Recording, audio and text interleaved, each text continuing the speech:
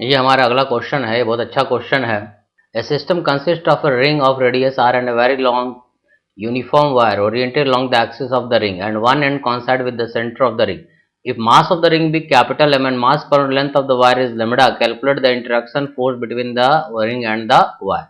ये एक वायर है जिसका linear mass density lambda KG पर मीटर है और ये इसके रिंग के सेंटर से शुरू होके इन्फिनिटी तक जाता, और ये एक रिंग है जिसका मास m है और रेडियस इसका ये रेडियस r है। हमें बताना है कि रिंग पे या वायर पे टोटल कितना फोर्स लगता है। तो हम इसके लिए क्या करेंगे कि मान लेते हैं कि इस रिंग के कारण फील्ड तो हमें हर जगह पता है, तो मान लेते हैं यहां से सेंटर से x डिस्टेंस दूर एक छोटा सा सेगमेंट लेते हैं इस वायर का जिसका लेंथ कितना है dx। इस छोटे से सेगमेंट का जो मास हो जाएगा dm, ये हो जाएगा लेमडा इंटू dx।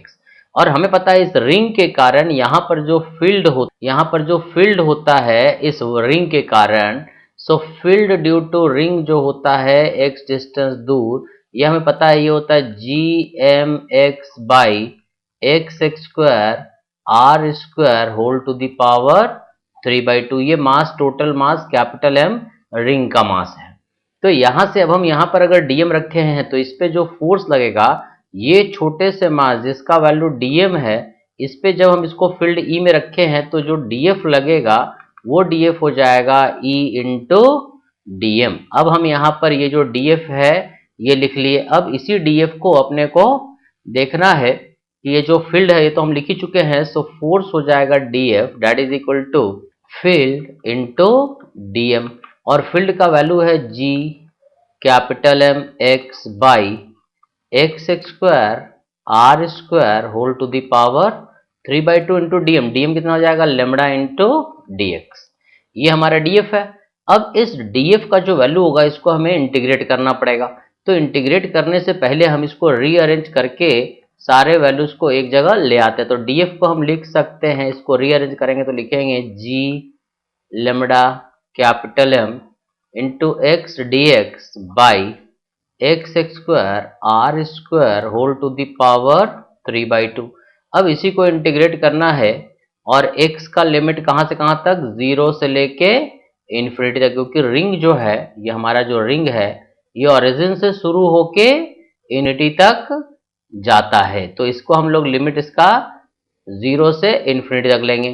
तो इसमें हम लिख लेते हैं कि जो लेट इंटीग्रेशन के लिए हम लोग इंटीग्रेशन स्टार्ट करते हैं, इसको इंटीग्रेट करना पड़ेगा। Let x square plus r square is equal to y square, ऐसा मान लेते हैं।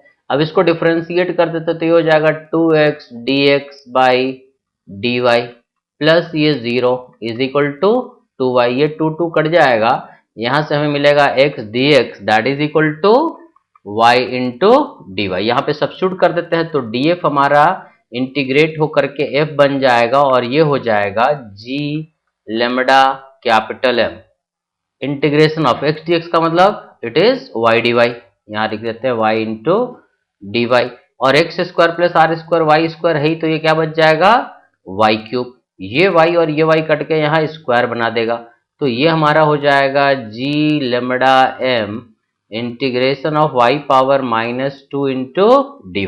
और इसको जब इंटीग्रेट करेंगे तो हमारे पास आएगा ये हमारा f जो आ जाएगा that is equal to g lambda capital M, ये हो जाएगा -1/y, और ये हमें पता है this is equal to -g lambda capital M into 1/y, y का मतलब root over x square plus r square हो जाएगा। अब हमें पता है x का लिमिट कहां से कहां तक, 0 से इन्फिनिटी। तो जब हम f का वैल्यू यहाँ पर लिखेंगे -g लेमडा कैपिटल M, जब ये इन्फिनिटी रखेंगे तो ये 0 हो जाएगा। 1/इन्फिनिटी क्या होता है, x इन्फिनिटी, तो ये पूरा टर्म क्या हो जाएगा डिनोमिनेटर इन्फिनिटी, तो ये हो जाएगा 0 -1/एक्स स्क्वायर। जब 0 x 0 रखेंगे तो ये क्या बचेगा सिर्फ r, तो ये हमारा हो जाएगा माइनस माइनस प्लस, ये हो जाएगा g lambda M by r। ये हमारा रिंग पे फोर्स लगेगा, या हम बोल सकते हैं यही फोर्स वायर पे भी एक्सपीरियंस करेगा। सो ये रिंग और वायर के बीच जो फोर्स हो गया हमारा, इन दोनों के बीच जो फोर्स होगा वो हो जाएगा g लेमडा बाई r।